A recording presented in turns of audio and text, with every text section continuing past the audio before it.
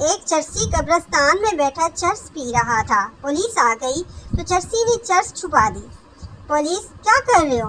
چرسی: کچھ نہیں، اپنے والد کے لیے دعا کر رہا ہوں۔ پولیس: یہ تو کسی چھوٹے بچے کی قبر ہے۔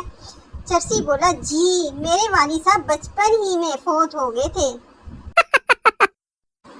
دو لڑکیاں بس میں سیٹ کے لیے لڑ رہی تھی۔ کنڈکٹر: کیوں لڑ رہی ہو؟ جو عمر میں بڑی ہے بیٹھ جائے۔ بس پھر کیا، دونوں پورے راستے کھڑی رہیں۔ فقیر: اللہ کے نام پر 1 روپیہ دے دو۔ دکاندار: بابا جی کل آنا۔ فقیر: اس کل کے چکر میں اس مارکیٹ میں میرے 8 لاکھ پھنسے ہوئے ہیں۔ پپو: بھیا 8 سموسے دینا۔ سموسے والا: لفافے میں ڈال دوں؟ پپو: نہیں، میں USB لایا ہوں، ایک فولڈر بنا کے اس میں پیسٹ کر دو۔ لڑکیوں، میک اپ کی قدر کرو، یہ تمہیں ماسی سکینہ سے ظالم حسینہ بنا دیتا ہے۔